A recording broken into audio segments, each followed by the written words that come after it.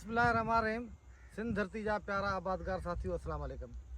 आबादगार दोस्तों, हिन वक्त असां ज़ामिन फार्म ते मौजूदु आहियूं जेको नवाबशाह जे भर में आहे ऐं रेस ज़ामिन ज़लदारी मूं सां गॾु आहे।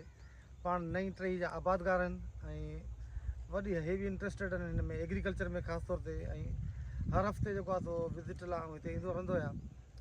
त हिते वैरायटी जेका हिननि लॻाई आहे उन खां हिन जे बारे में पुछूं था वैरायटी जे। नंबर ॿी ॻाल्हि त सर तव्हां हिकिड़ो त ॿुधाइणो आहे त हीअ वैरायटी कहिड़ी आहे? जी सर। ठीकु आहे। ॿियो ॿुधाइणो आहे त हिनखे घणा ॾींहं थी चुका आहिनि? ठीक सर। ठीकु आहे।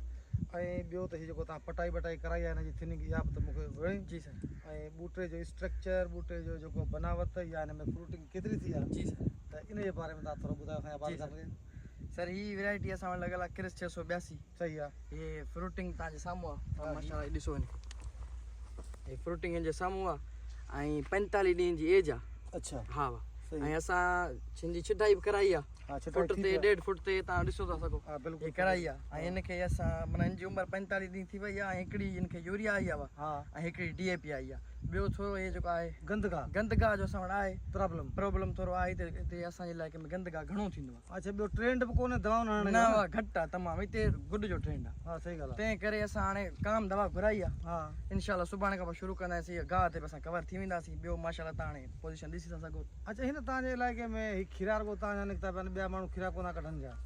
बाबा खीरनि जो हिते जेको आहे न रिवाज थोरो घटि आहे। सही ॻाल्हि आहे। असां हिते खीरा हिन चकर कढिया। हिते वरी थोरो पाणी जो बि प्रॉब्लम आहे। अच्छा, सही। हा, थोरो पाणी जो प्रॉब्लम आहे ऐं जेको असांजो माइंड सेट आहे हा, उहो नाड़ी ते आहे, तंहिंजे करे। अच्छा, ॿी ॻाल्हि इहा तव्हां मूंखे ॿुधायो जेका तव्हांखां मेन पुछणु चाहियां पियो, त तव्हां जेको आहे सो हिकु सियासी घराणे सां तालुक़ु रखो पिया। जी।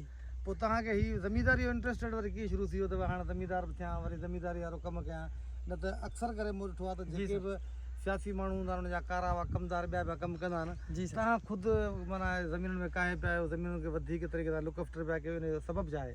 सर मूंखे नंढे इलाइक़े वठी स्पेशली मुंहिंजो जेको ख़ानदान आहे, हा, असां एग्रीकल्चर में शुरू खां इंट्रस्टेड आहियूं। सही ॻाल्हि आहे। ऐं मुंहिंजो हिन एज में बि एतिरो इंट्रस्ट आहे जो मां सबू शाम वञी चकर हणां थो। हर शो मां पंहिंजी निगरानी में करायां। अच्छा, सही ॻाल्हि आहे। मां न कंहिंजे आसिरे ते, भले कमदार हुजनि पर मां कंहिंजे आसिरे ते न। ऐं मुंहिंजी इहो ई आहे नौजवान खे हिन फील्ड में अचनि, हिन ते इंट्रस्ट वठनि। हीअ तमामु सुठी फील्ड आहे। तो दोस्तों, हीअ ज़ामिन साहिबु हुयो जंहिं तव्हांखे ॿुधायूं ॻाल्हियूं, हिकिड़ो त फसल जे बारे में, ॿियो त हिन चयो त मुंहिंजो इंट्रस्टेड आहे ऐं असां आबादगार जेके पायूं उनखे कोशिशि करणु घुरिजे त हू वधि में वधि महिनत कनि त जीअं ऐं बहितर जिन्सूं पोखीनि त बहितर पैदावार खणी सघंदा। तव्हां दोस्तनि जी वॾी महिरबानी।